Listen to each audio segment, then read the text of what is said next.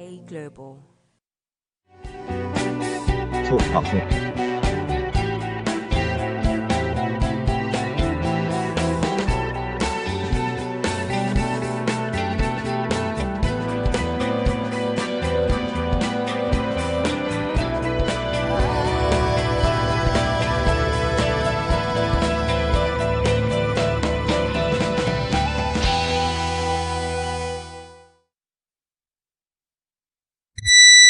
Hello and welcome to Talk Africa with me, Jones Ewa. Our guest this morning, we have Kiki, Candykisseih, who's a social commentator, also a radio host here at GN Radio. Also, Ludwig Nee Jr., CEO of GEPS UK, and also a radio host here on GN Radio. Entertainment Zone. That's correct, yeah. Every weekend, Saturday, Every isn't Saturday, it? 12 to 1. No, 1 to 2. 1 to 2. 1 to 2. And Kiki's chat show is on Wednesdays, 9 p.m. Yes. Yes. I think I listened to your show the other day. Did you? What was the topic? It was to do with the Moesha Oh, story. right, yes. Yes. Yeah. See, so I do pay attention. Yeah, you do. Kiki tried to put me on the spot. I know, I can see that. I saw that coming through. Now, coming up later on the show, on our main topic of the day, there's been an increase in contraceptives such as pills and injection. So we're asking, does that mean Africans are ignoring the dangers of sexual transmitted diseases? A lot of people are actually going for contraceptive pills or the injection. It's very high, the amount of people that are going for it. It's not just in Ghana alone.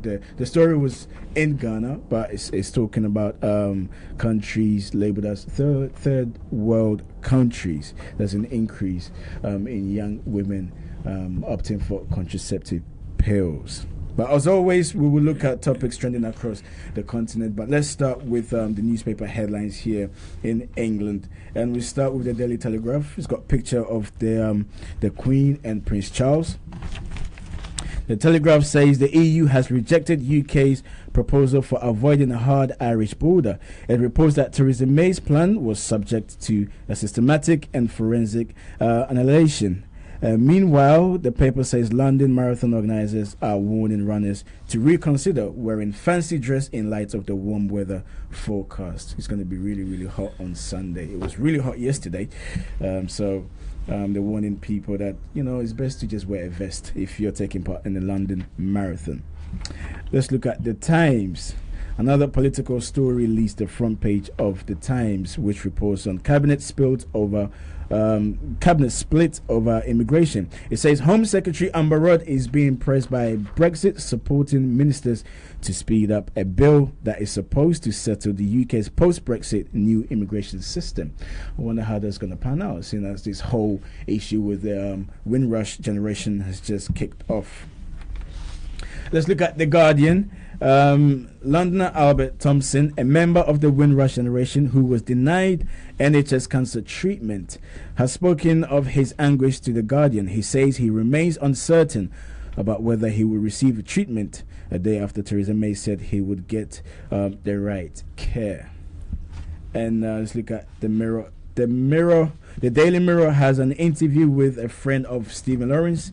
Dwayne Brooks tells the paper he wants to explain to Stephen's mother why he was unable to help his friend in 1993. Let's look at the Metro. The royal stamp of approval, says the Metro, reporting on the Queen's giving her blessing to Prince Charles as potential successor to the head of the Commonwealth. And that's a topic that we'll be talking later on the program, and topics trending across the continent. We'll look at that as well. The Daily Express leads with what it calls a postcode lottery in the cost of social care.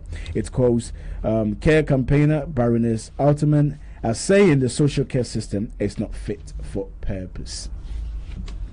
And the Financial Times says the Irish drug company Share has rejected 42.4 billion takeover from Japanese rival Takeda. Shares of the Irish group have leapt to 5.9%, the paper reports. And then the Independent The Independent says the UK has experienced its hottest April day since 1949. Britain will continue to bake over the weekend, the paper says. You see, to most people watching us outside the UK, probably thinking, is it a big deal if the weather is very hot? Trust me, it is a big deal in this country. Let's look at the Daily Mail. The Daily Mail reports that the chairman of the Save the Children International has quit in the wake of a sexual harassment scandal. Another charity involved in sexual scandal. We will talk about that as well. Let's look at the Sun. The Sun says the Irish Guards are concerned their mascot dog is being overworked and should retire.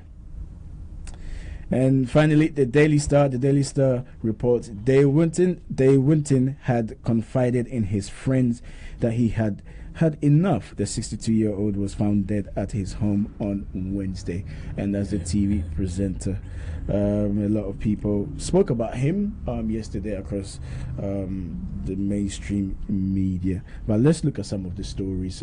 Ludwig, I think we cannot move away from the Windrush. And there's a story in the Sun saying that Britain is not anti-immigration, but just wants to know who comes in and out of the country. That's correct. And it's quite interesting, even before we look in the paper, that they are saying that they are not anti-immigrants and they are open and everything. But there's been information in the news and the headlines that the London cars of many of the people that came from Windrush were destroyed. So, I mean, that in itself tells you that, these were people that, England invited to come over to fix the country. And they've come over, in the hope that they come for a better life, but also to help fix the country. And they've been here and they've done what they're supposed to, and they've gone through all sorts of trauma. And now, years after, they are being asked to prove, if I believe, one document per year for being here. I don't think anyone has even got that. I mean, and you're talking about, going back how many years? So the whole idea of trying to make sure that Britain is not anti whatever they're trying to say is clearly a laughable matter. In the paper, it goes to say, a few months ago, Britain's most senior ambassador gathered the Foreign Office to compare notes on Brexit. There was one problem in particular. They did not know how to confront as one ambassador put it, the English language publication in their cities had become rapidly anti-Brexit. I mean, it goes on to tell you about the fact that the whole Brexit thing is like a V sign from Dover.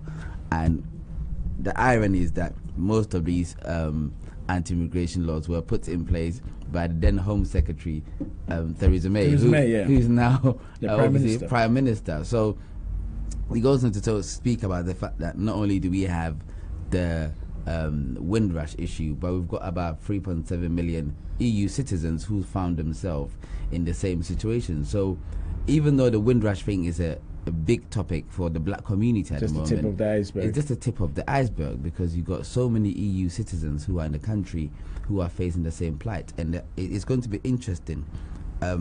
Obviously, Theresa May has apologized, but I think she's done it because I think she's only done it because we've got a heads of Commonwealth here, because it's a topic that will come up, and to kind of stifle the conversation, to take the oxygen out, she just gone one step ahead of everybody and just say, hey, come to number 10, I'm going to apologize. But I have not seen anything in documentations or anything that has been solidly said to make people feel as though the war is over. Some of the things that they're saying that is Mrs. May's apology was embarrassing, but at the same time, when the world is still trying to work out what direction Britain is taking, it is also damaging. And it just goes on to talk about, her firmness is her kind of signature, and she's not going to back down easily. But there are many people who are worried about this situation right now. Kiki, yesterday I was listening to a chat show on radio, as we tend to do when we come out of here. And on the show, they raised a very, very important question as to how the Windrush generation have been treated. And they compared it to, somebody did mention it, somebody behind our gallery did mention it, but I thought, no, the person is taking it too far, to the Nazis. They literally linked it to the Nazis, trying to hide the identity of the people. Even the way Amber Rudd described them as the so-called Windrush, targeting a section of group of people, and we shouldn't take this lightly.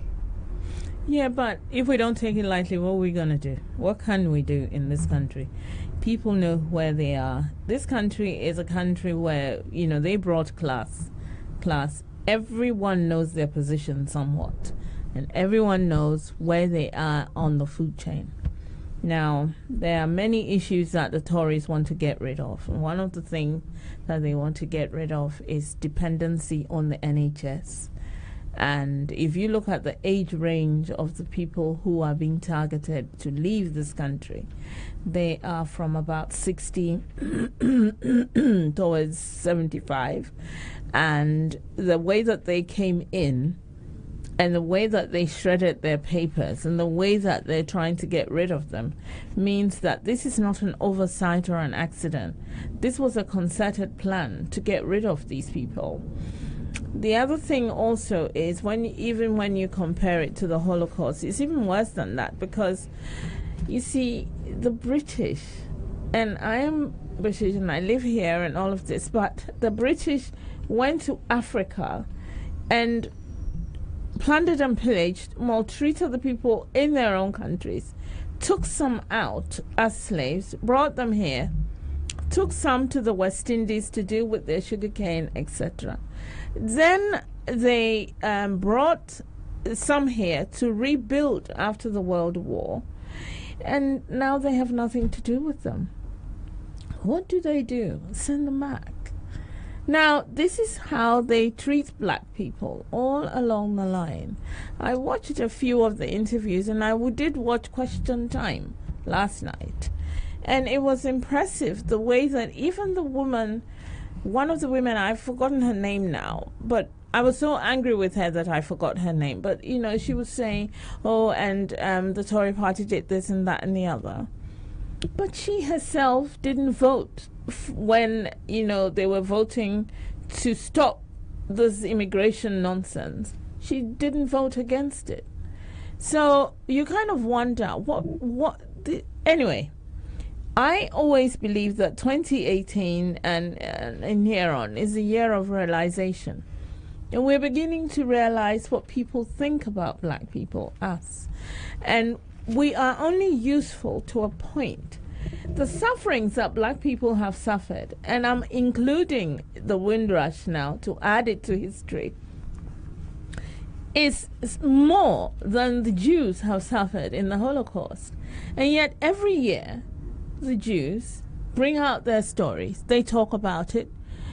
I'm not saying they shouldn't, but I suppose we also should start talking about our suffering. Then maybe it's down to the black community to make a big song and dance about what black people have been through. Because we cannot blame the Jews, because they've taken it upon themselves to make a big song and dance about it. So if you say anything against them, it's anti-Semitic, yes. Right. But they've got themselves in positions where absolutely, they've got people and they work for themselves to get to that position.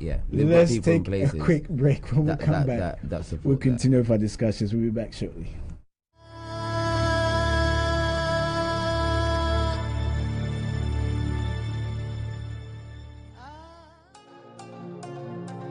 This program is brought to you by Pay Global.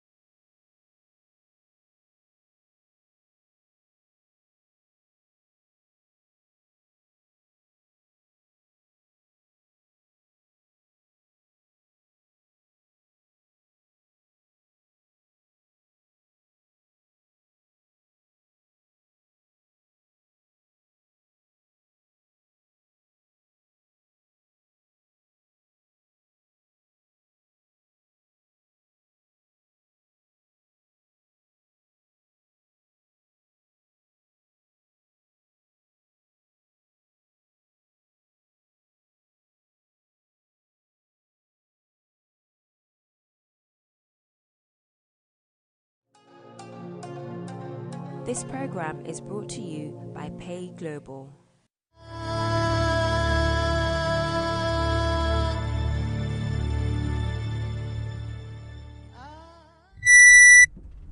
Welcome back to Talk Africa. We are live on Sky Channel 291, but from the 1st of May, we'll be moving from Sky Channel 291 to Sky 182. Sky 182. You can also listen to us on GN Radio, on Sky Channel 0185 or on TuneIn, okay? We're also live on Facebook, GNTV UK. You can go on there and join the conversation. Let's move on quickly with the stories here and then return our attentions to stories trending across the continent. And there's another story to do with charity.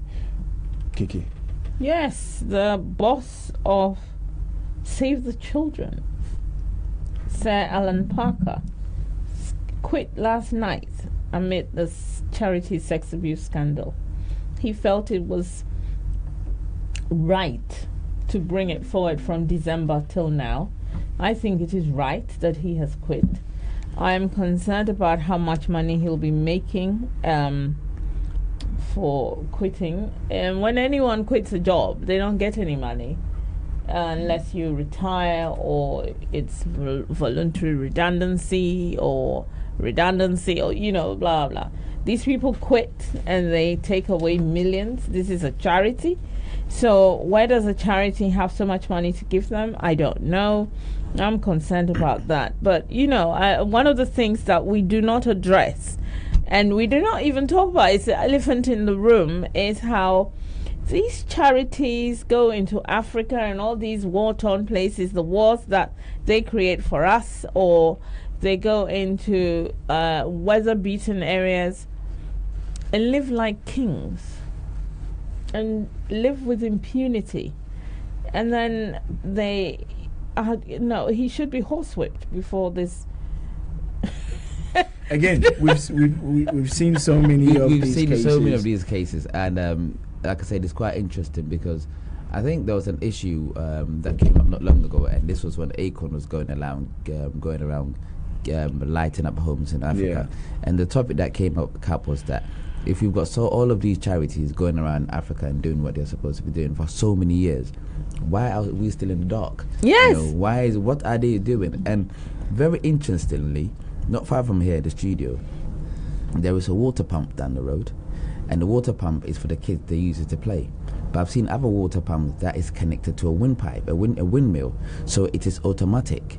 But when they go to Africa to give us the water pumps, it is old. It is like you have to work so hard to pump it. Yes. It is done in a way to give you the least amount of resource, so that we can keep coming back. Yeah. Because they can just connect it to a windmill. But then can we blame them? No, we can't blame them. But however, no, we still have to be able to say, well, we don't question that. So maybe they are doing what they believe they can get away with, but we also don't question why is it always at such a low standard. No, but when you ask can we blame them, I don't follow. Because no, but the point Jones is trying to make is that we are not pushing the boundaries. So they come in, they give us the minimum standards, and we take that and we bow down, and we're so grateful for that. So if we're not pushing the boundaries and saying, hey, actually, well, why do we have this version when we can have that version? Then clearly, they'll always give us the version 1, and they will have the version 50. You know what? One of my issues is not even the water pump, but that's a very good thing you've brought up, because for years what has always been in my mind is, why is Haiti still in a dump? Haiti is it's all over the place, but Haiti is one of the biggest places for me that I can't believe that all of this money, and even individuals' money, children's money, when they do these programs and so many millions on the show, and Haiti is still a camp. Well, it is a fact that some of these charity organizations, the CEOs or the general managers are on £150,000. Yeah. No, so like 500 grand. Ridiculous amount of money. About 500 grand.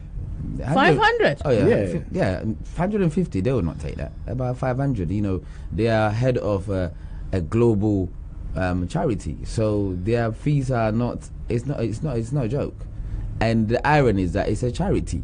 So the question comes up, and when I see these figures, I always think, how is a charity able to pay so much money and they're supposed to be doing good?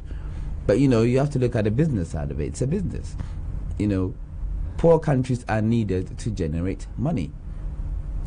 If you were to go and raise funds for a park down the road and a park in Africa, you make more money for a park in Africa than here, because people are not that sympathetic, because they see England as a place that should have it.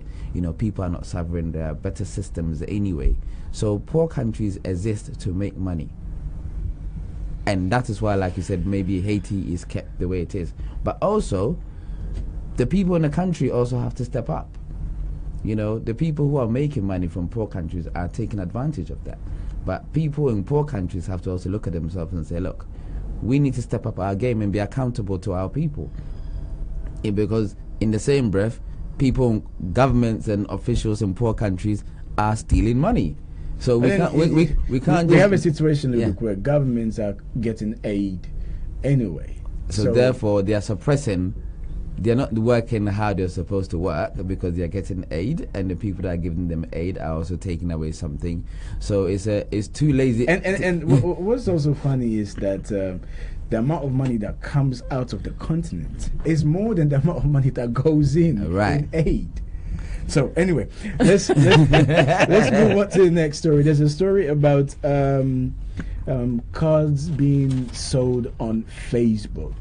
Right. So there's a story about cards being sold. Stolen cards being sold on Facebook, and it's an interesting article because it's interesting only because of the data analytics stuff that came, the Cambridge Analytics stuff that came out. And for me, I would imagine that maybe people will be a bit wary on Facebook, but we've got to a point in life where technology is allowing thieves to be able to hide their identity, hide their IP addresses, come online and say that we've got cards available for you to buy. And the interesting thing is that if you lose your card now and your card is contactless, I mean, the person can spend it, I think it's up to £30. £30, yes. Per transaction. Yeah. And I think they'll stop it after 5 transactions or so on and so forth. But I think these are some of the things that tells me that Facebook has lost control of their platform, because they should be able to monitor this. There should be something that says cards, or because if they've got an algorithm that's stopping fake news, and they've gone so far to make sure they can monitor what's being put on there, the things that are really affecting people's lives are not. So is Facebook in cahoots with these companies? Do they want people to come on their platform to promote stuff? Because it doesn't make sense to me. I think last night I was trying to log into my Facebook, and I was prompted a few questions about data. Do I want to go into my settings to change certain things? Yeah. What do I want my friends to see? And I thought, okay, so this was there all along. If this Cambridge Analytica issue did not come out, things would have carried on the same way as they were. And now it's even more worrying, because hackers are advertising stolen cards on Facebook. Yeah, I think Facebook, you see, when you look at the story in its simplicity, 2 boys or 4 boys sat in a university room and a dormitory or something, and set up this thing because they were computer geeks. They knew that they could, first it was the country, then it was the continent, and then it just carried on, and it grew bigger and bigger and bigger. Now, because of the highway, the computers, people can hack into things. So we've got hackers as well. And everything is sophisticated now. Even Facebook is a sophistication of connection to people. We would not have known, a lot of us wouldn't have known each other if it wasn't for Facebook. Apart from the fact that because you know somebody, it's 6 degrees of, I don't know, that I prefer thing. that. Yeah.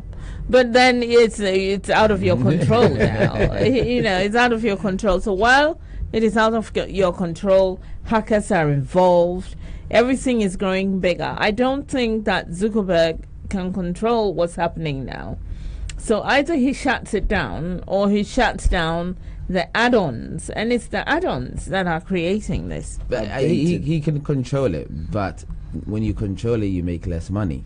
At because the moment, what they are doing is that they're introducing facial recognition. No, facial recognition Mm-hmm. in Europe. and that was one of the things that came up on my Facebook, facial recognition. I said no. Yeah, so they are introducing that. So now, when you walk into a shop, the camera can scan your face and know that yesterday you bought that shirt from wherever you said you bought that from, and you can see an advert pop up on your phone. And that is where they're going with it. And they've got that already in some shops by Alan Michael Sugar. He's got the facial recognition platform that when you walk into shops, it recognizes who you are, knows your details, and it gives you specific messages to you. Oh, I can tell you. Now we're going further into that. So for business purposes, if that's your thing, that's fine. But I think if the Cambridge thing didn't come up, you would have agreed to that in fine. But Yeah. can they really control it? Because Well, they hackers, can. there's always going to be hackers. There are always going to be hackers, but I think when you pick up a hacker, you have to just keep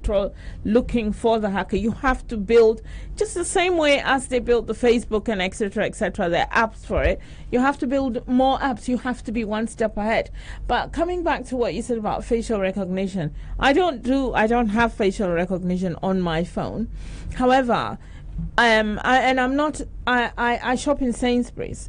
I went into Tesco's the other day. I'm not a Tesco shopper. I don't like Tesco very much. But I was with my friend. Every little helps. Yeah, I was with my friend, and she shops, and we were going to look for something very quickly. We went in there, and my phone said to me, "You are in Tesco." This it was on, I think, Facebook, and it was telling me what the sales were. So I looked on my phone, and I'm like, "What? How did he know that I'm on? Your location for them." So even though you don't use you don't personally use facial recognition, and but your pictures are out there, so they scan your pictures. But then you've turned on your location, haven't No, you? I haven't. That's the other thing. My location is not on. So that too bothered me because it told me I was in Tesco, and I thought, oh God, Facebook is now going to be into my life. I was quite upset. Yes. Bring back the old phones. The old Nokia bricks. phones. Yes, bring them back. Quickly, one final story and let's move on. It's never too late to exercise, Kiki. Yes, I just saw that and I was quite impressed. I know a lot of older women who have started doing yoga in my office.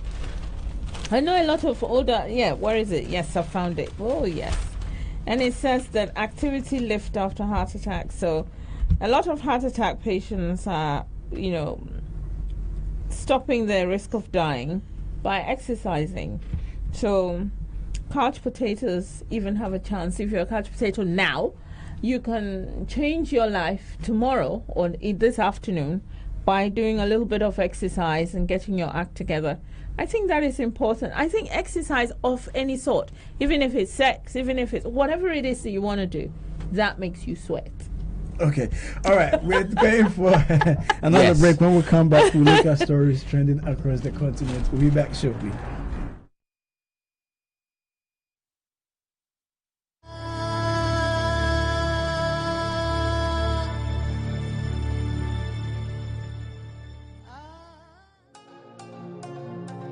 This program is brought to you by Pay Global.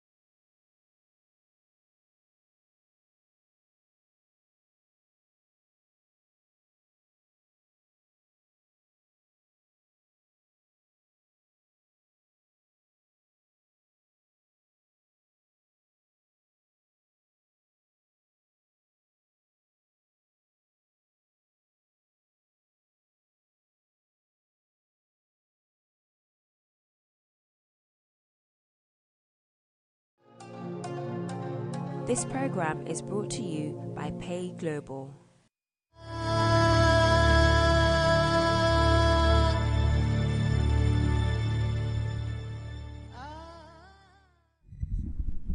Welcome back to Talk Africa.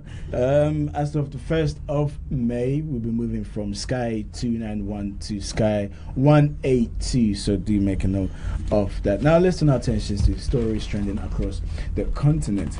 And this is about the Commonwealth.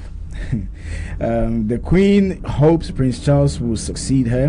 The Queen has appealed to the Commonwealth leaders to appoint her son Prince Charles to succeed her as their head. This was read out by the Queen yesterday, and it raised a few eyebrows as to why should the Queen let people know, why should the Queen speak to the people of the Commonwealth.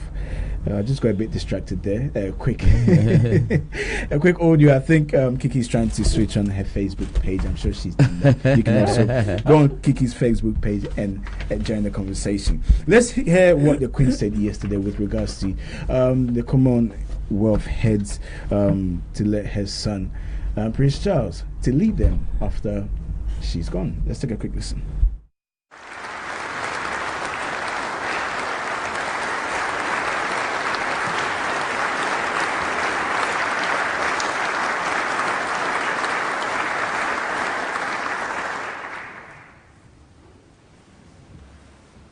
Prime Minister Muscat, Prime Minister May, Secretary General, ladies and gentlemen.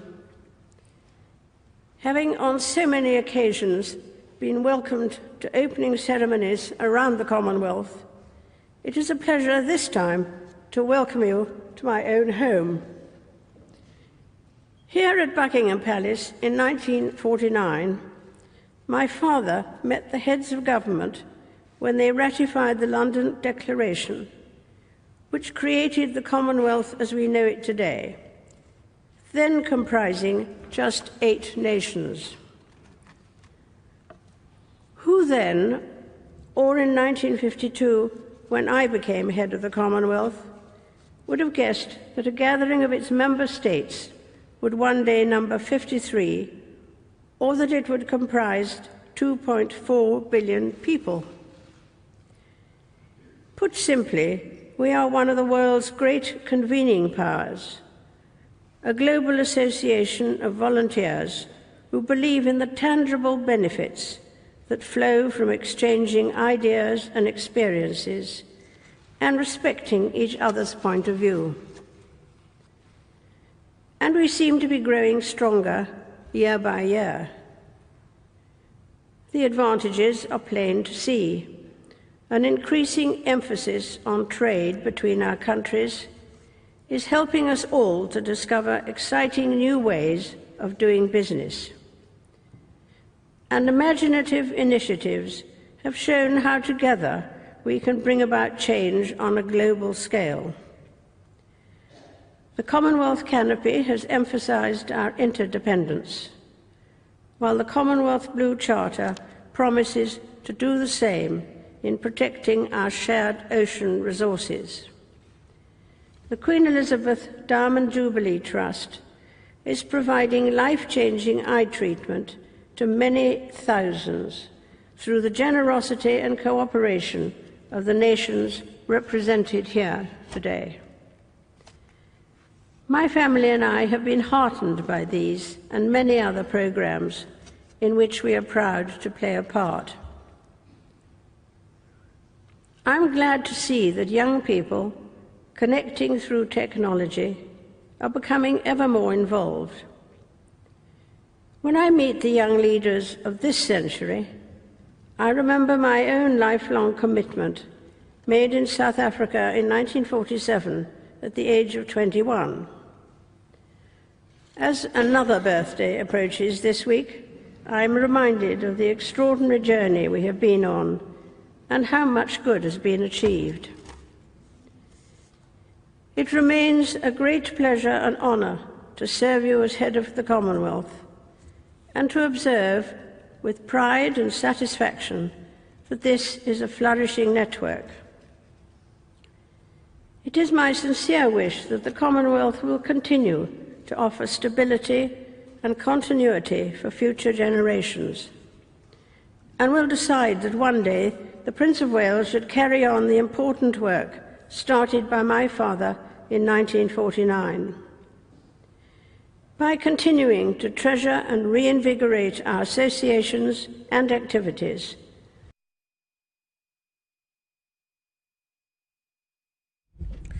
that was the Queen there.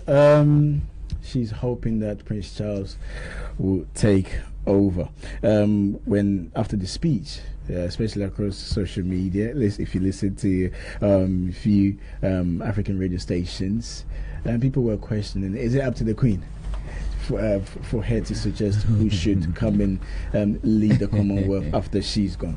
I think every parent will like to give their child a good standing and put them in good opportunities and good places. So I think what she's doing is just putting her child in a good position. You take your child to school, university. If you see a job opening, you probably speak to the owners or the bosses. If you have the power, and say, hey, can you, my child is good. So, she's just maintaining a status quo, and then I think it was quite interesting when she said, started by my father. So her father did it, gave it to her, and she's now saying, look, this is a lifelong legacy, and get in line. I think that's what she's saying, really. She's just saying, get in line, and you have to give it to him, because they started it. Yeah, they started it, but would they actually even give it to somebody else? Will the Commonwealth be confident enough to say, well, actually, we don't want Prince Charles? No, they can. The agreement. But will they? The agreement of the Commonwealth actually is to pass it through heads of states, so that all member states, the member states, so that all, and it's actually, the Commonwealth. It's a Commonwealth health family or something. That's the whole. That's the whole body of, and so member states, other heads can have a go. But I'm saying in reality. Well, in reality, that is the reality. However, when you have the boss of something, when you say, who made you the boss of? Somebody decides that I'm the boss of it, my father started it, therefore my son's going to go. But, we have reached that point where we are talking, thanks to Facebook and thanks to the social media, that we are learning as we go along that the only way that we take our power back is to start slowly and carefully. And I think that Africans' heads of state should wake up, or somebody should wake them up and let them realize that it is these things. Somebody should. However, our heads of states are such disappointments anyway, that should we really give it to them so that they wreck it as they wreck everything? These are my issues. I have problems with this whole Commonwealth debate. Okay, now when it comes to the Commonwealth, people will say that look at the legacy of Britain in the Commonwealth countries. It is a subject that they really touch upon. Okay, so the Queen was, or still is, the head. But times have changed now in 21st century. Surely it's about time that somebody the Commonwealth leaders do stand up and say, look, where you left us, we've been able to govern ourselves and push through to the point where we're more or less self-dependent. Now they don't look towards, African countries don't look towards the West anymore. More they do deals with China now. So the power has shifted. They do have a say. We don't necessarily need to come to you anymore. So maybe this proposal the Queen is putting forward, they should be able to be firm and say, maybe no, we're not singing to that tune anymore. Yeah, I think it will be very interesting. Just like you said, Africa is going to China now, and because China are not asking questions, and when they come to the Western countries, they have policies and a way of doing things and making sure that if we're going to give you something, there's conditions. There are conditions. You have to change your laws, your LGBT laws, or whatever it is. Education, whatever it is. So there are conditions attached to being led by the Western world, I guess, and there are no conditions led to going to China, which doesn't really improve stuff, because there are certain areas that maybe if there are conditions, and China was saying, well, I'll give you the money if you're going to use it to fix roads or build schools, something, infrastructure or something. So I think it will be very interesting when this comes up. Yeah. But when what comes up?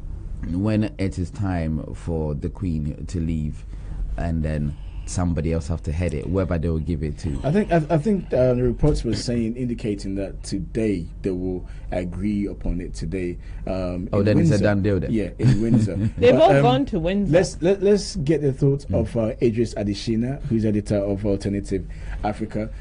Idris, we're talking about the Commonwealth, the Queen. The Commonwealth, proposing that Prince Charles should lead the Commonwealth. What did you make of it, Idris? I was very shocked when I heard that. It's unbelievable, and it's shocking. It's very shocking that the Queen will want it to continue as hereditary. So that tells us that it's not about just the voice or the hand of Jacob and the voice of Esau. That's what's been happening to us these days. But I don't expect anything to change today, because they are expected to sign up the deed today, and I don't expect any one of them to say no to Queen. And that will be very, very disappointing. Very, very disappointing. I don't know for how long. This is a Commonwealth. If it is a Commonwealth, if it is truly a democratic organization, if it is truly a community of associations, then they should be allowed. It's a very, very wrong thing to do. They should be allowed to choose whoever leads them. They've come of age now. It's not about 20, 40 years ago again when the Queen is the Lord of everybody.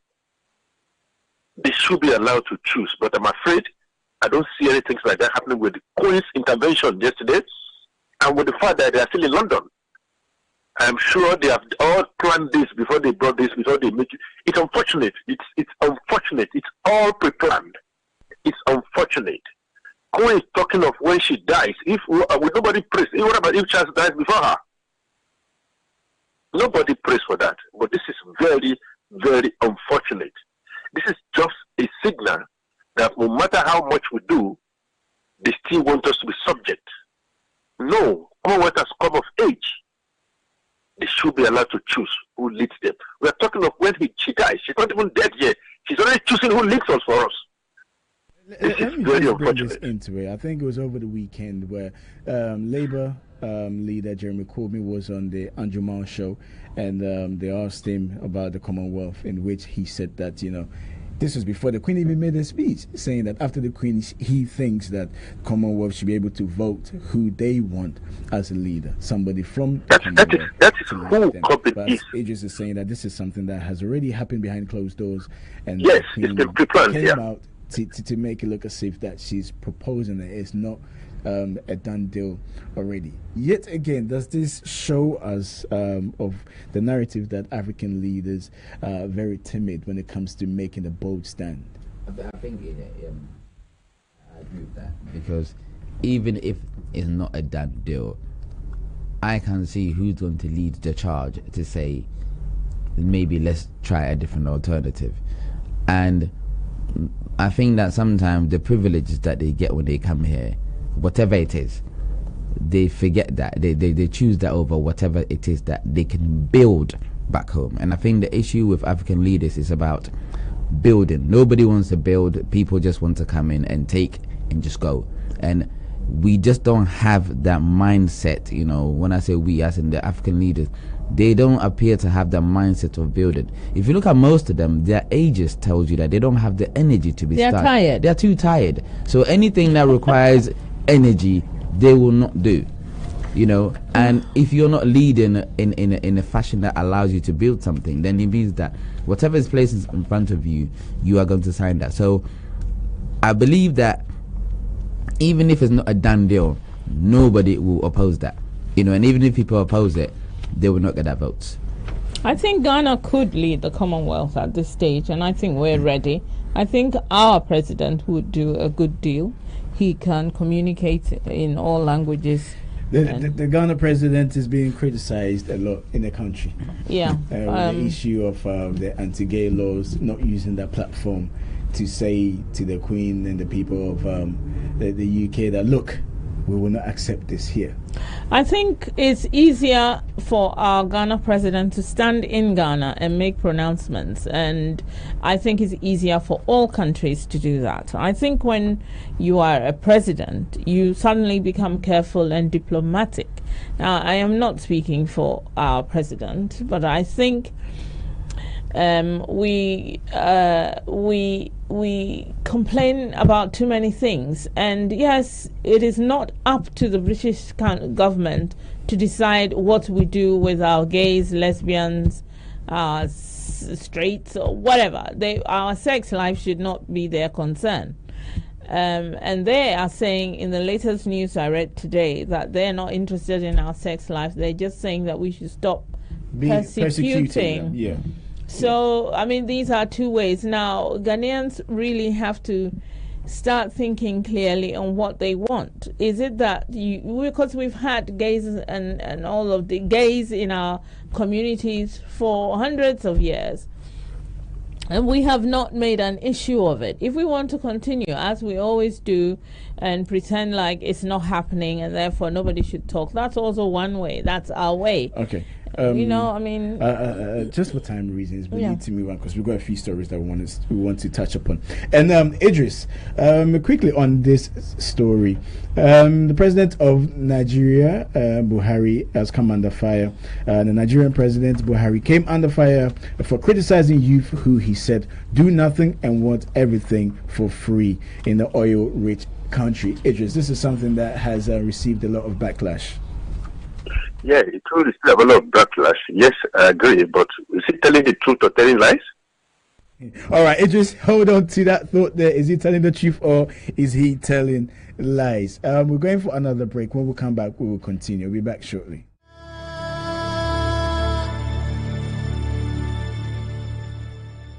Welcome to another edition of Switch HQ.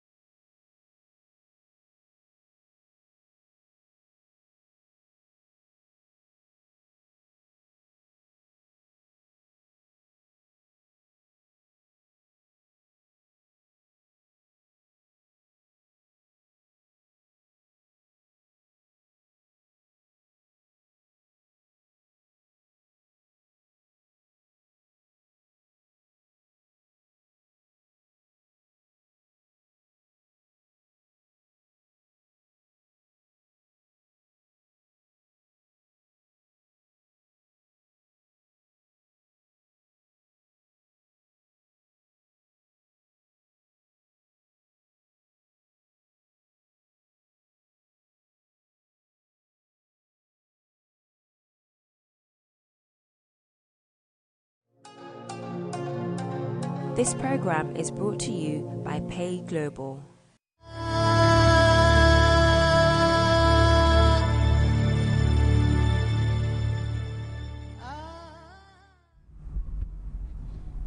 Welcome back to the program. We say goodbye to Ludwig for joining us. But before we went on a break, we were talking about the president of Nigeria, Buhari, who said that the youth of Nigeria want everything for free.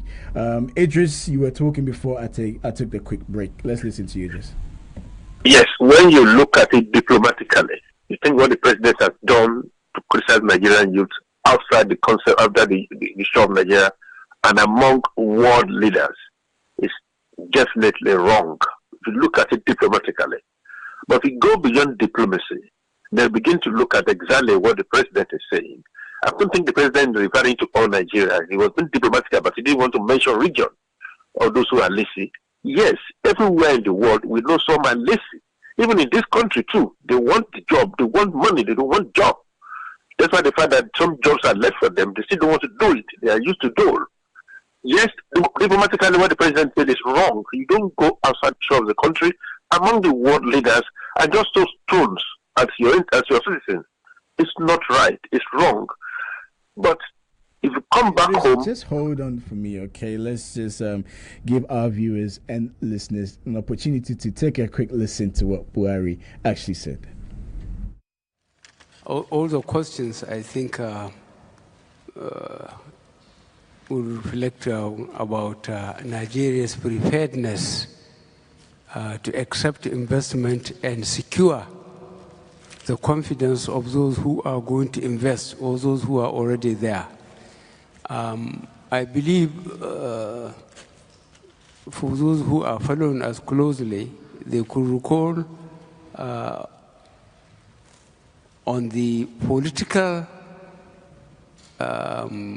campaign we conducted and the success we scored was based on three things. First, securing the country, and in particular, the person who mentioned the Northeast.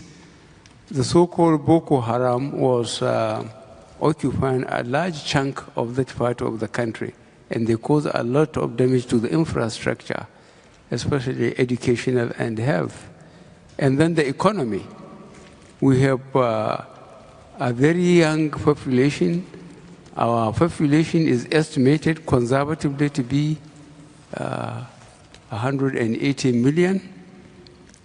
This is a conservative one. More than 60% of the population is below the age of 30. A lot of them haven't been to school, and they are claiming, that Nigeria has been an oil-producing country, therefore they should sit and do nothing and get housing, healthcare, education free. But let me tell you that recently my Minister of Education or for Information was constrained to answer a question when people accuse the administration of doing nothing. He said, let Nigerians be reminded what position we were before May 2015, what condition we are now. That was the president of Nigeria there. Kiki, you've heard what Buhari said. Let me take your thoughts on it, and I think we'll run up with Idris. I think it's very unfortunate, and I'm one of those people who continuously, when I'm on here and on my radio show, I do not understand why people will stand on a pulpit or in front of people and you are an elected person for your country, and you sit there and you're being so denigrating about your people. What did he say? That they're uneducated? That means that education is not for the people, and so only a few are educated, the rest are uneducated. They do not go to school. What is he talking about? That is your responsibility. Where is your Minister of Education? He's talking like he's sitting in his living room complaining about some people outside. Now that is wrong. It is very unfortunate that he did that. Okay, let me get Idris. Yeah, he who goes want to kill You first make them blind, or you make them deaf. Everybody who surrounds the president is working towards the demise of the president. It's wrong. And even the statistics the president is giving is very wrong. Very wrong. Nigerians are highly educated. If we are talking of some region, we know it is where he comes from that they are not reading. Nigerians are highly educated. Go to any length in this country, in the southwest, in the southeast, in the south. Those who go and toil in the farm, and I know it's the same thing in Ghana, will send their children to school. I know too many who have sold their houses because they want to send the children to school. But where the president comes from is where he's talking about. I'm not sure if we're talking about southwest or southeast. No. But unfortunately, again, that's who he is. That's the Republic of Nigeria. He doesn't spin anything. He just talks the way he talks. And what touching on, he just talks the way he talks. Again, across social media, people were saying that it's the fact that the president of Nigeria lacks some form of media training. When he comes out in front of the media and it's something that has not been scripted, he tends to make some sorts of remarks which are not a bit ridiculous. That's what I tell you. It's not about the president lacking media training. No. I told you, I just called him his name now. It's Jeremy Corbyn of Nigeria. What he doesn't believe in, he will tell you he doesn't believe it. I know it's the type of president that will tell me that this is the way I want to say it. If I say it later, it will backfire. I will say, I'm sorry, that's not the way I want to say it. That's the way he is.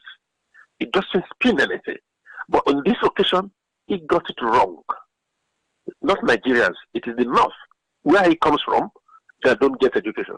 They want to say that what enjoy impact everything. Would this have on the coming election in Nigeria, Idris? Because I'm sure opposition will definitely. We've seen opposition leaders already commenting, lambasting Buhari's comments. Will this have any impact? They will comment, they will lambast.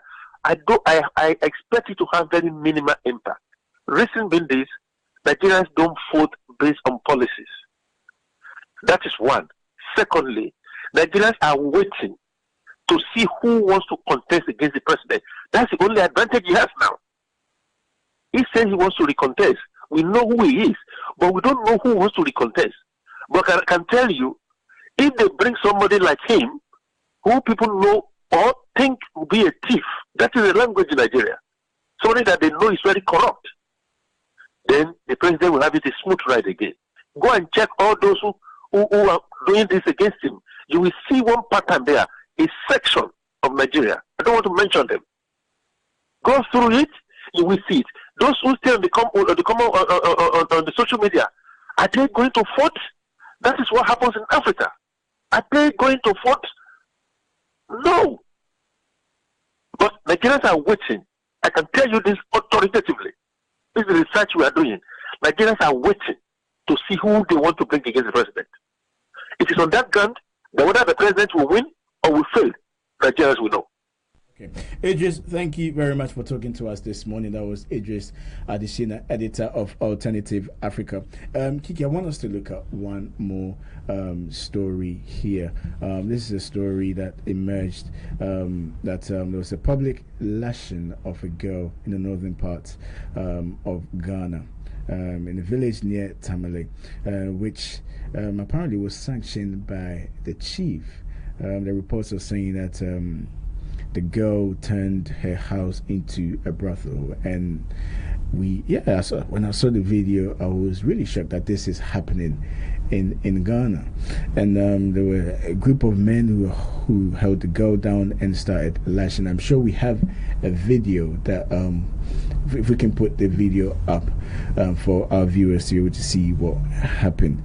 And 2018, these things still happen in Ghana. There we have it. You see the young lady being held down by two men and being whipped. I thought that she came home late from school.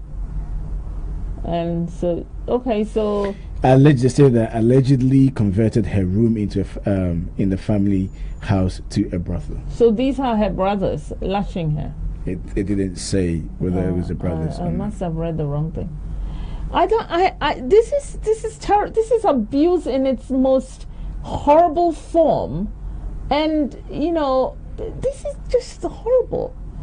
And I saw that the Minister of Gender and I forget what the whole title is, but the Gender Minister was very concerned about it. And the people, and the people have run away.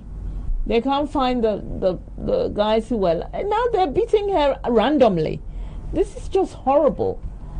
And I feel that we should really try and curtail this kind of abuse. And it's a woman as well. And they're using all of their strength to beat her up. And this was a direction, apparently from the reports, which came from the chief of the village. I think the chief himself should be arrested. There were times when chiefs were arrested, you know.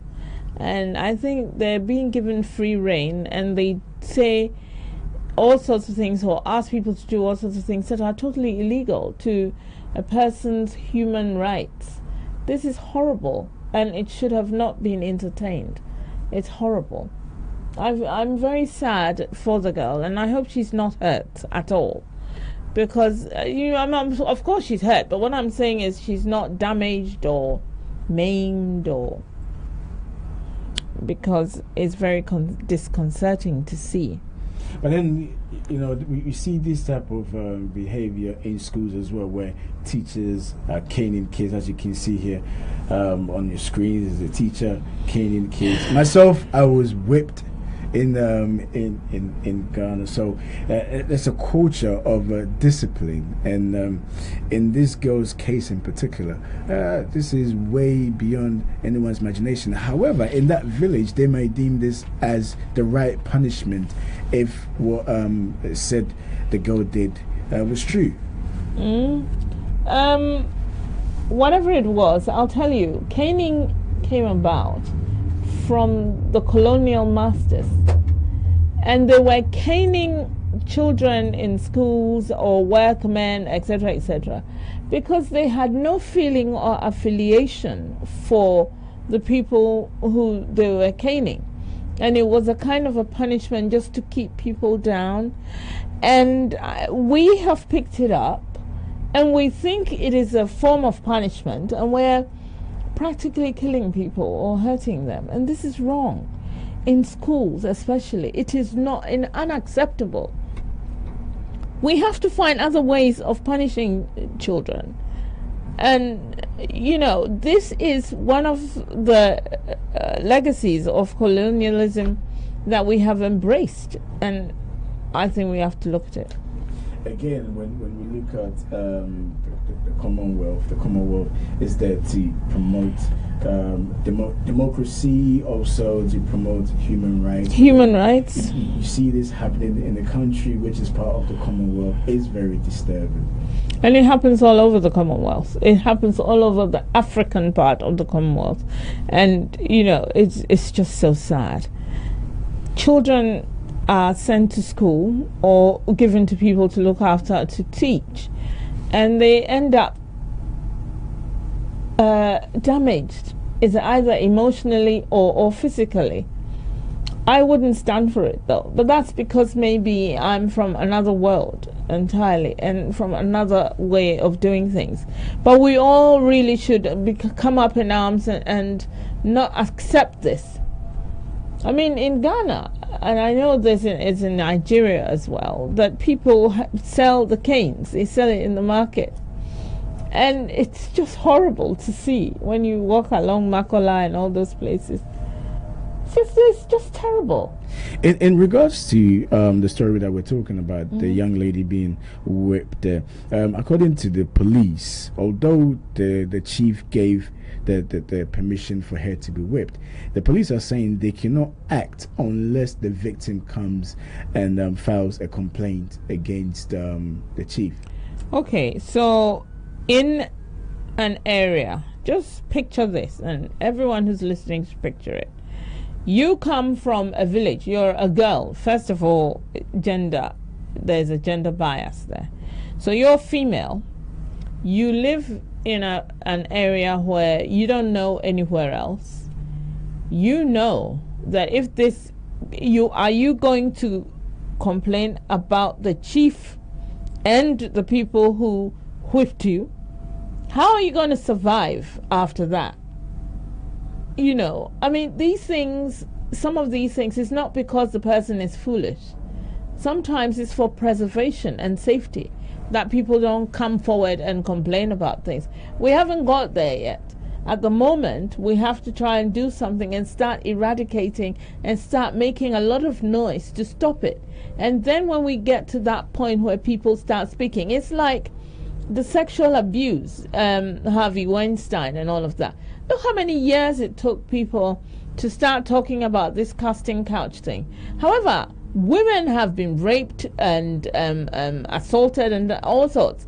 They couldn't come forward. But then if she doesn't go forward, then the police more or less don't have anything to go by. Well, the gender minister should go there, get the girl, adopt her, put her somewhere else, and then start dealing with this. This is akin to, giving her some status where none of these people can reach her, and then grab the rest of them, the perpetrators, and put them in prison, including the chief. Okay, let me take this message from our Facebook page. This is from Joyce. Joyce is saying, regardless of the reasons, nobody has the right to treat anyone like this. There's certainly no rule of law in Ghana. She goes on to say she is definitely damaged and physically and emotionally. Indeed.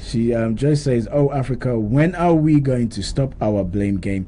If Canaan was brought to Ghana by the colonial masters, we took our independence in 1957 and still behaving like this.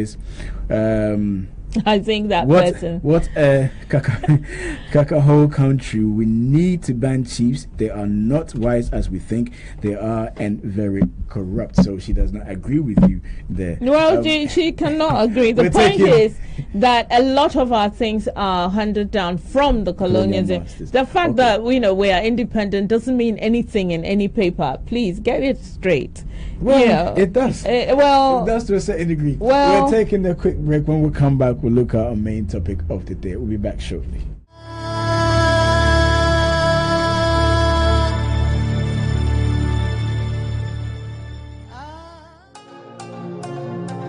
This program is brought to you by Pay Global.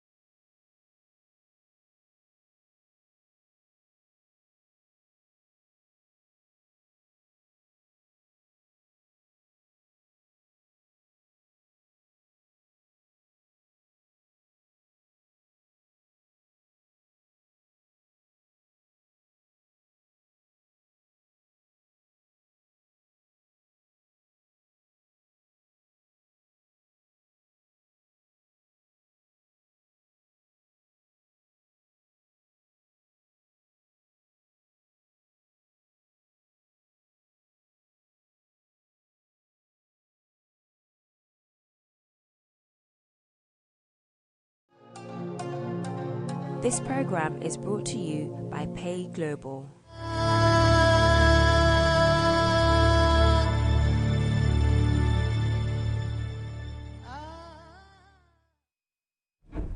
Welcome back to Talk Africa. Do join the conversation on Facebook. You can go onto our Facebook page, GNTV UK, or you can call into the studio 0203 735 8820.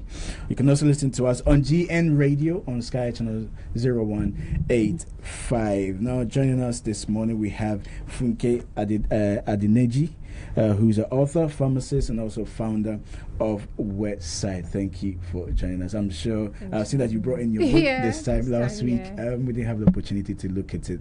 Now we're turning our attention to our main topic of the day. There's been an increase in consumption of contraceptive across the continent. It has been reported that is going to rise by the year 2020. Currently, there's about 13.5 million consumption of contraceptives. So we're asking today, in the increase of contraceptives such as pills and injections, does it mean that Africans are ignoring the dangers of sexually transmitted diseases? That's what we're talking about this morning, and I'll come to you first on that question.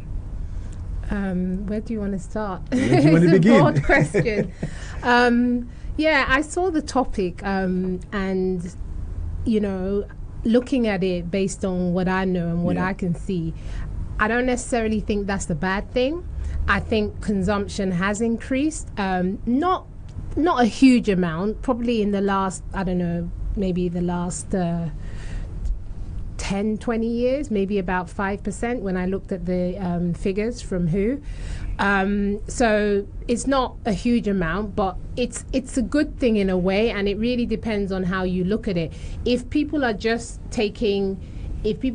using more contraception without other forms of protection, then it's not such a good thing, because they may be at risk of things like HIV, and HIV is still a massive problem. I mean, we're making progress, especially in Africa. There is progress, but we still have a long way to go, and the tide is starting to turn. So if they're using more contraception, but not necessarily using condoms, then it's a worrying concern. If, however, they are using it and using condoms, then that's a good thing.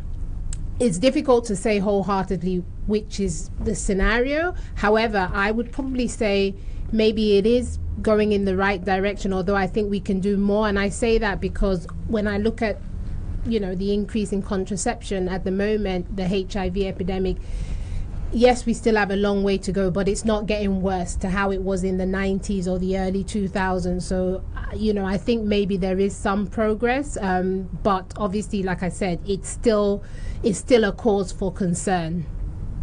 Kiki? Funke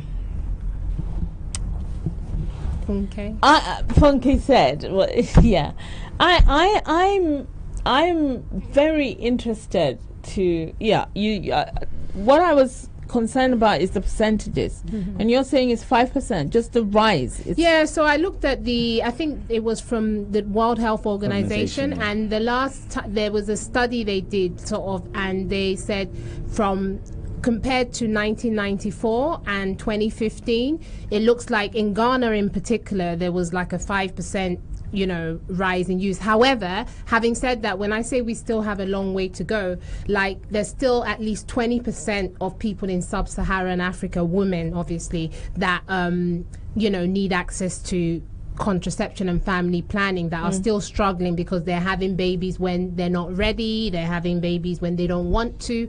And there's also the fact that a lot of funders, obviously funding is a problem with continuous funding with the whole HIV epidemic. And what contraception does is, if someone's using contraception and not having babies when they don't want to, coincidentally, you're also decreasing the risk of mother-to-child transmission. So that's one of the positives kind of thing. But Africa, compared to other countries and other continents, the usage is still not as much as other places. And because it's also an affordability thing. Then you talk about policy, you talk about affordability, you talk about access. The average person on the street may not have as much access as someone that is maybe educated with a good job, and so these are all the things you have to think about when we're talking about, contraception. And, I also think religion. religion is part of it. People worry about, and then you also think about when, especially when you talk about sub-Saharan, and even in Ghana, there are areas where the minute you marry, and we're bypassing all of the other issues, the minute you marry, you are expected to have a child, and therefore the good ones who have listened, including the educated ones, they will not embrace the contraception and start having babies even when they cannot afford it, or for all sorts of other reasons. So because of it, the whole contraceptive thing is a concern, because people do not understand that the contraception is separate from the condom issue, where the safety, or your safety, sexual safety is paramount, regardless of having babies. So it is that we need to educate and to bring out into the media. When I founded Westside, one of the things that was paramount in my mind, because of my professional experience, was HIV and sexually transmitted diseases, because in sub-Saharan Africa in particular, the group of people most affected are 15 to 24-year-olds, maybe 15 to 49-year-olds as a whole. So that's your sort of sexually active, most sexually active population.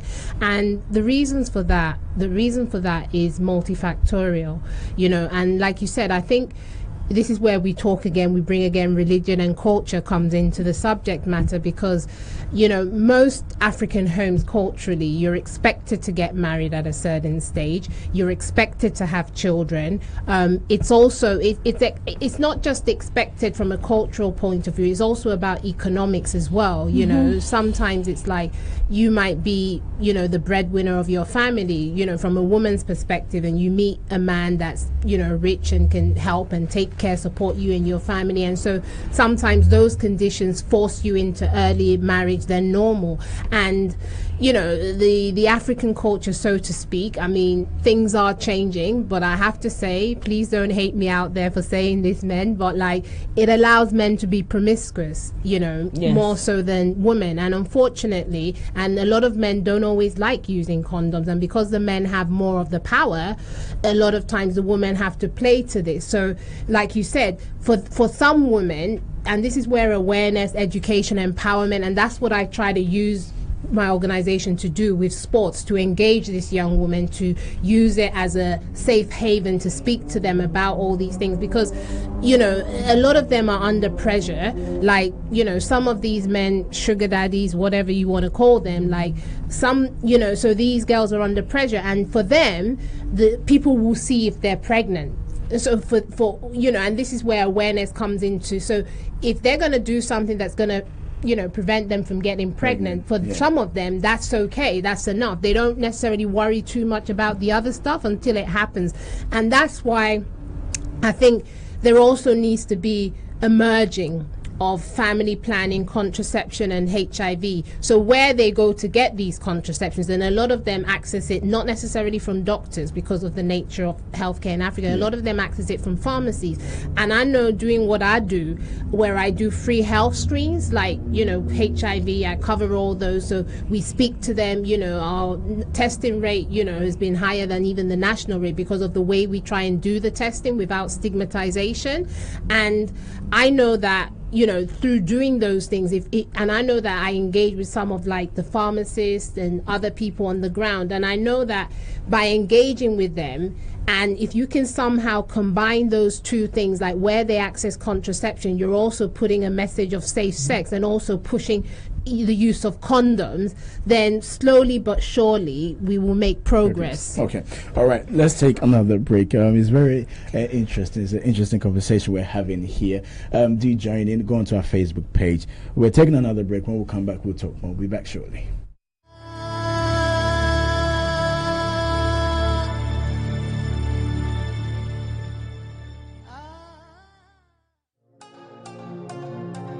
This program is brought to you by Pay Global.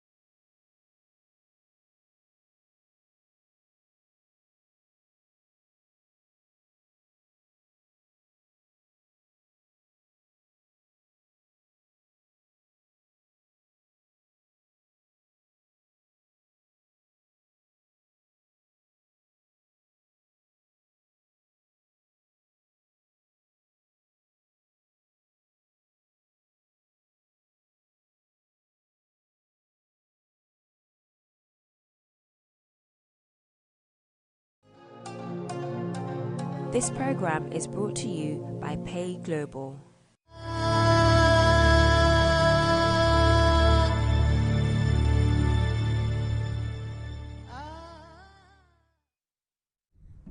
Welcome back to the program. Now, I have to keep reminding our listeners and viewers that from the 1st of May, we'll be moving from Sky 291 to Sky Channel 182. Okay, so put that in your diaries. Don't go looking for us from 291 and you cannot watch Talk Africa. We're also live on GNTV UK. You can also listen to us on GN Radio as well. If you just joined us, we're asking a question today. Is the increase in contraceptives such as pills and injection across Africa, does that mean that Africans are ignoring the dangers of sexually transmitted diseases? That's what we're talking about this morning. And Funke, let me ask you this. You touched on the fact that you touched on education as well, and you touched on access. But when it comes to going to the pharmacy to get the contraceptive pill, there seems to be because of the stigma, when people go to buy it, I don't know whether the people in the pharmacy are not well educated, but they don't give any form of advice to the young people going there to buy the pills.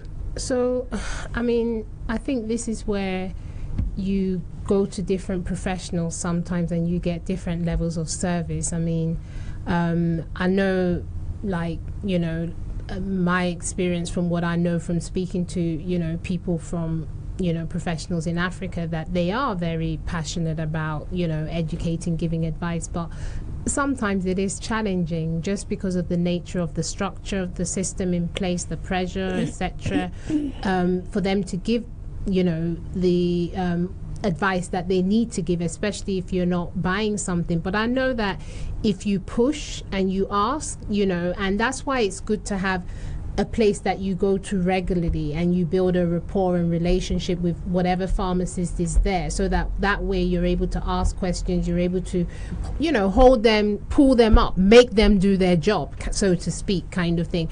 But I think as well, it also boils down to the system we have in place. It also boils down to the support they're meant to get. I was just saying in the break how this organization had been pushing for government to subsidize some of the cost of those things. So that, I mean, in the early days and even now, I rely on a lot of pharmacists help me with my outreach. So it's not that they're not capable, it's not that they don't know what to say, but it's working pressures and getting that balance. And I think the government as well can help and also push, the professional bodies and government need to be pushing their members to do more and to contribute more, because they can do more. In Africa, a lot of places, similar to the UK, but more so because a lot of people can't afford to go to the doctors, etc. So a lot of people do use the pharmacies. So just as it has happened a lot a lot more in the last 10 to 20 years in places like America, the UK, where you get a lot of these services from the pharmacy. We need to see more of that happening in Africa, but there needs to be the political will to push that through, and that means the leaders in the profession as well as the health ministers, etc., need to be pushing this agenda forward. Kiki, with this issue here, Funke said earlier on, the fight against HIV, that was the main topic across the continent, especially. And now to have something medication where it will prevent you from falling pregnant. We're seeing, as the report says, that we're seeing an increase in people going for it. Now, the report did not specifically say whether people were using protection or not using protection. Would you say it has helped due to the fact that it has come, but people don't get any advice on the side effects which may happen as a result of taking this contraception?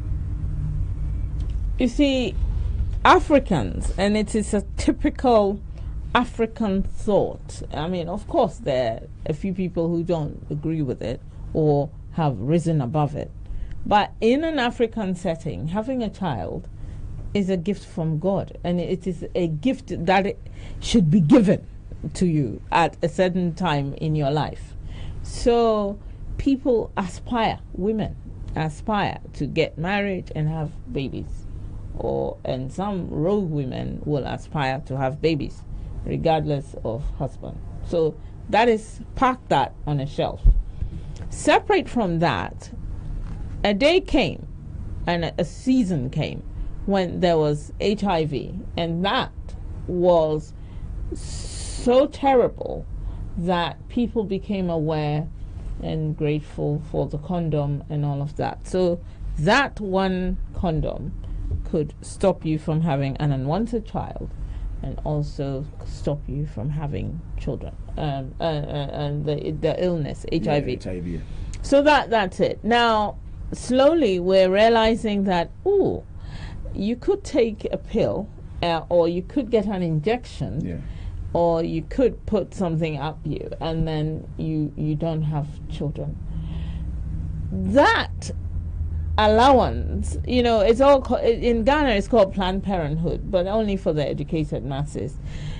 That power of controlling your life, the assurance that you can have the child when you want, but you can have sex and not have babies, is a huge power thing. And it's even a power thing in the Western world, and it was a new thing that we embraced and we're happy about it. So you can imagine that in Africa now, you can control when that gift that you want will appear. Your whole mindset is more in that the contraceptive is something that empowers you, gives you a chance to finish school. Because the stigma of having the sex, having a child, and not finishing your education, or not being able to get a career, or all of those ors are suddenly removed from the female child's life. We totally forget about HIV and all of the other sexual diseases because the adverts have stopped, though. The ferocity of the adverts have calmed down, and we are thinking that people are aware of it and that this is a step that we should move forward. It's not happening. The ferocity should start again, and people should become aware. When you kind of think, she knows, and that's why, it doesn't work. It has to be out there constantly telling people the disease is not dead. It is still there. And so you are lucky now. Okay, so now you can protect yourself both from having an unwanted child or I don't want to use the word unwanted, but having a child at the wrong time. Not planned. Not unplanned. Unplanned, and getting a horrible disease. This is it. Let me hear from Kay's thoughts on this. Yeah, I mean, I think, there are the pros sides, I spoke a lot about sexual hygiene in the book. I devoted a whole portion to this because I feel this is something that, like Kiki rightly says, even here it doesn't get as much press as it used to because people feel like we're on top of it.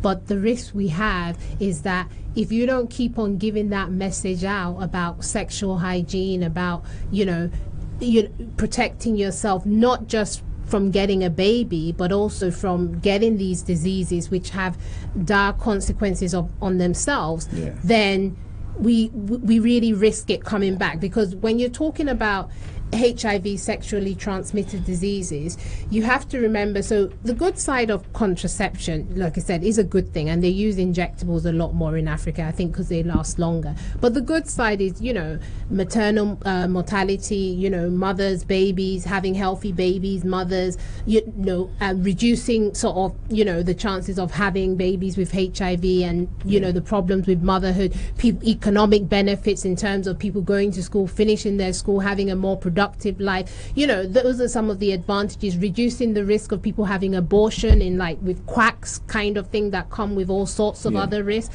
So that's the good side. But the bad side, like Kiki said, we have to be very careful, is that if we stop giving that message out, because contraception doesn't protect you from most sexually transmitted diseases. And many of these transmitted diseases, some of them lead to cancer, some of them lead to, you know, and you can't always tell when you have it. Sometimes you can't tell till the damage is done, you know, and, you know, especially in the African setting where people don't necessarily pay as much attention at the moment. Things are getting better, but people don't necessarily bother about checkups and things like that. You know, it becomes a problem. And so there is a duty and responsibility. I mean, we have by no means conquered this disease, and I think it's one of the major problems in Africa today, sub-Saharan Africa especially, is sustainability.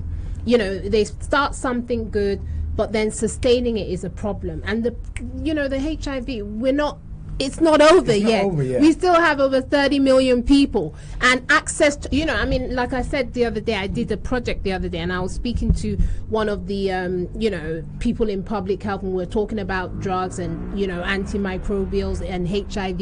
You know, with sexually transmitted disease, you also have the issue with antimicrobial resistance, where the drugs, you know, we're struggling with treatment. So what we don't want is a case where there isn't as structured a system in terms of using antibiotics, so that you reduce the risk of resistance and you're still able to treat people. So you also have that issue on the back burner. But you also are in a situation whereby, you know, if we don't keep on saying that message, we risk going back. You know, we still have people that can't access medications. We still have a situation, you know, I was talking to someone and they were saying that, you know, the Global Fund is meant to give X amount of money, the government's meant to contribute this. Sometimes the government won't contribute their part, sometimes they'll actually give it and take it back, you know, and so, you know, people start treatment, they can't finish it, so then they develop resistance. And you know, I mean, I think this program I said that I was working with, I was speaking to one of the guys, and he was saying they were meant to pack up ship and leave, but they kind of couldn't leave, because if they left, all the work they'd done would go to pots, and mother-to-child transmission is becoming a huge problem. You know, so we're not there yet. We haven't got to the promised land. And this is a disease that can be eradicated, and sexually transmitted diseases, by and large, are preventable. Yeah.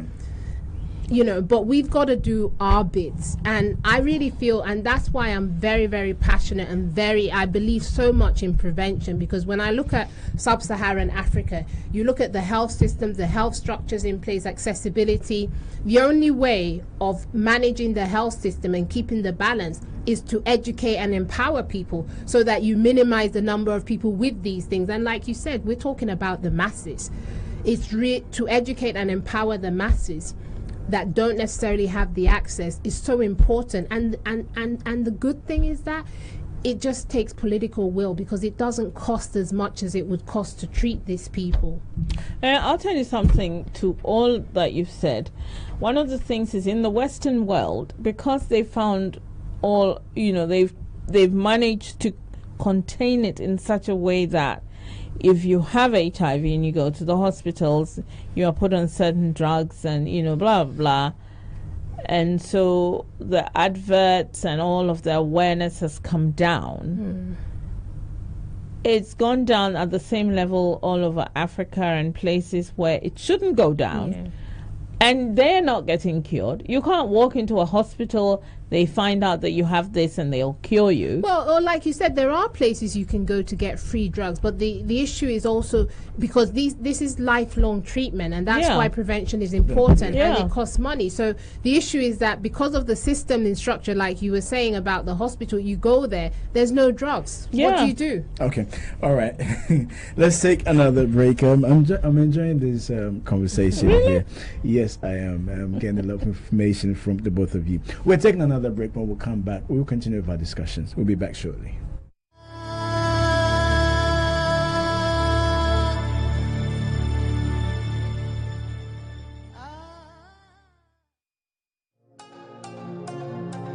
This program is brought to you by Pay Global.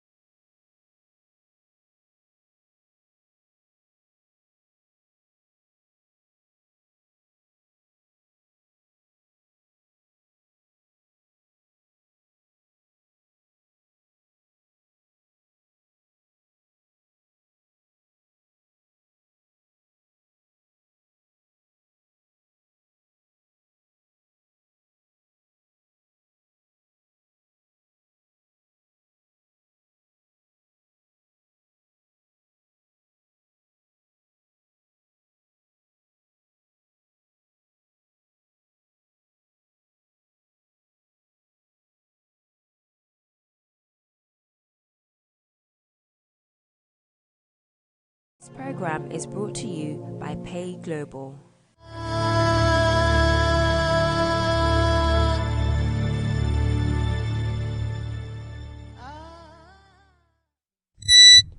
Welcome back to the program. My guest this morning in the studio, we have Candykisseih, Kiki, social commentator, also GN radio host. She has her own show called the Kiki Chat Show every Wednesday 9 p.m. Isn't it right, Kiki? It is. Make sure you join her on that. And as well, we have Funke. I always get your surname wrong. Adeniji, who is an author, also a pharmacist, and founder of Westside. And Westside is a foundation that set up NGO to empower women through sports. Absolutely. Now, on the issue of contraceptive, I want us to touch on the side effects, which a lot of people are not aware of across the continent. They know that, yes, if you take it, it prevents you from getting pregnant, even though it's not 100%. But there is a side effect to it as well. So, I mean, the side effects generally depend on which one you take, which type of contraception, whether you take progesterone only or whether you take a combination. It also depends on you as an individual, and sometimes people do have to try like different ones to find the one that suits. I mean, on a general basis, some of the side effects, there's some people that it can affect your mood, so some people become a little bit low in mood. Some people, it could be like headaches, it decrease their libido, a range of them, so to speak. And I would always encourage people when they're taken to check with their pharmacist, what are the side effects, what are the options, because like I said, it really depends on the best fit. Is a little bit of an individual thing in terms of you as a person. Have you got any other medical conditions? If you're someone that is constantly depressed, or if you're someone that has regular period pains, or those are things that you need to discuss, so they can tailor the best one. And I'm guessing, because earlier when you said that across the continent, report said that as well, many are opting for the injection. Yeah. And all this will be discussed whilst they go for the injection. Yeah. I think many, it seems, from the literature and certainly from the data that I looked at, that even looking at the increase, like you're looking at about 7-8% of people in Ghana especially using the injectables, compared to about half of that using the pill. Similar pattern across Africa, and I think that's probably because with the injectable you take it and it lasts for 3 months. It's the long-acting preparation, so you don't have to worry about the hassle of taking it every day. But the thing to remember with the injectables is and once you take it, it's in your system, so you're stuck with it for 3 months, so unlike the pill, which isn't in there for long. So in terms of side effects, it is a little bit trickier to deal with. So some people may find it more helpful to start with the pill and then work towards taking the injectables. It is advantageous from an African perspective, because obviously access and time and just sticking to it. But like I said, it stays in your system for longer, so the risk of that is the side effects last for longer, more than anything, so to speak. And yeah, like like I said, contraception is not a bad thing, but it's important to remember it will not protect you from sexually transmitted diseases and infections. So if you're someone that tends to engage in sexual relationship with more than one person, or your situation is that you don't necessarily trust the other person you're with 100%, or you're new, then it may be you may want to think about using a condom, which is the only thing we have right now. I mean, there's the female condom, but it's not as popular, but the condom, definitely we know that, in terms of protecting you from diseases, that is your best chance. Kiki, you're acknowledging, or you agree with what Funke said? Yes, all of that you said. However, I did a small research on the Depo-Provera injection. This injection is what the Ghanaian, in like the areas of Ghana and all of these places, they prefer because of all the things you said, that it's in your system, and it's 3 months, and therefore for 3 solid months you don't have to go anywhere. You don't have to get up every morning and take the pill, because you don't have to remember, and if you forget, you know, all of that. Yeah. So, you know, however, the Depo-Provera injection tests were made for the Caucasian body, not for the African people of African descent. And for the Caucasians, it's looking like it works well for them. They don't have much side effects. For the African, it creates side effects of heart disease, obesity, diabetes, and all sorts of horrible things, which doesn't start now. You were taking it is fine, but as you grow older, it starts to have effect on your body, on your organs, etc. Now, I don't know whether this is true, because I had very short time yesterday to do all this. And it also turns out that in Israel, for example, when the falashas and things were coming into Israel they were being injected at the airport with the Depo-Provera injection, knowing very well that some of it could even make people sterile. And they were telling them that they needed to have the injection before they enter into Israel, etc. Now, this is very worrying, because if I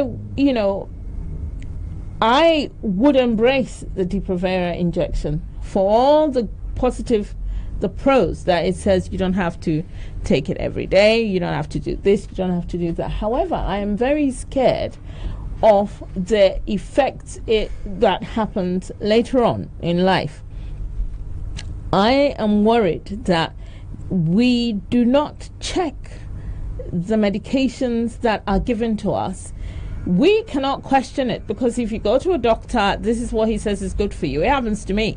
I went to the doctor yesterday. He says, take this, and I take it and I take the medicine because it's supposed to make me better. However, if you research some of these things, it's quite dangerous to take them. And so I am very worried to hear that percentage. This is what Ghana embraces more. It's a concern for me. And all drugs have side effects. Let us not get it wrong. I am not saying that all drugs, even the medicine I was talking to you about that I prefer in the winter, it's a vitamin. But if you don't take it well, or if you don't take it under advisement, it will then affect your bones, this, that, and the other. So too much of everything is not good. However, these Depo-Provera injections should be looked at again. And I think this is something that we should attract Minister of Health, this and that, and all of that for my people. It is a dangerous drug, actually, from what I've read. But what do I know? And then quickly from you, Funke, obviously with regards to the pills, you have the morning after pills, and then you have the ones that you can take on a daily basis. Also, people are saying that a lot of young women tend to go for the morning after pill, again, not knowing the side effects that the impact it will have on their body. So I just want to touch on some of the things Kiki mentioned, and there is a lot of talk about the pill. If you can do that for me in 2 minutes, I really appreciate it. Oh, your question or no? Go on. Okay, yeah. Is that yes? With a lot of hormonal contraceptions, not just the pill HRT, they do come with a risk because you're putting extra into your body. These hormones already have a role, but when you're putting extra, you do change the balance a bit. So we're not saying there is no risk, but this is why I always say that you need to have a conversation with someone before you take it. Don't just take it because everyone else is taking it or my friend said. Just as you've gone away and done the research, what I would like is if I was seeing someone, they came to me with that, what you found out, and then I could now lay it out properly so you can make an informed decision as to what's right for you. In terms of the morning after pill, to your question, we definitely do not encourage people to do this on a regular basis, and it's easy. I've seen people that do become complacent and forget about the pill, and just whenever they do it, take the morning after. In the long term, that's not a good thing, because like you said, what the morning after pill contains like a high concentration of progesterone. That's basically why it works. It's a high concentration, more than you would normally take. So if you're doing that on a regular basis, I mean, it's common sense will tell you that's not a good thing for your body. People don't have common sense. Common sense is not common. So, like, explanation for what she's just said means that the progesterone, I don't understand it very well, but I do know, based on research, that it thins your ovaries or something. It thins the walls of the lining of your womb, and when it happens that way, you are making yourself sterile. It's not going to work. So people, I think it's fair to say there is some talk that yes, when you take it, because like I said, it's in your system for longer. So some people that take it for a while say that it can take them some time for their fertility to come back to normal. But no, I'm talking about the morning after pill. Oh, the morning after pill. That if you take it like every morning because you've missed you're doing harm. Okay. All right. Just for time reasons, I'm sure the best thing to do is to seek advice in I've got everything. top 10 and I just want you to just hygiene let us know where we can get your book. The title of your book and where we can get it. If I can get it here, The Truth About Health Exposed. Yeah, so there's a chapter about that really covers sexual hygiene, which I think is really important. And I talk about sexual hygiene because I feel you need to look at sexual health from a hygienic perspective. You can get the book on amazon.co.uk. Or you can get it direct from my publishers, and links to both are on my website, which is www.truthabout.healthexposed.com. Thank you very much for coming in this morning, Funke Adeniji. Funke Adeniji is author, pharmacist, and founder of Westside Foundation, which is an NGO. Kiki, thank you as well for joining us. We're done for another day. Thank you to our listeners and our viewers as well. We do it again, same time, same place next week. Until then, enjoy the rest of your day. Goodbye.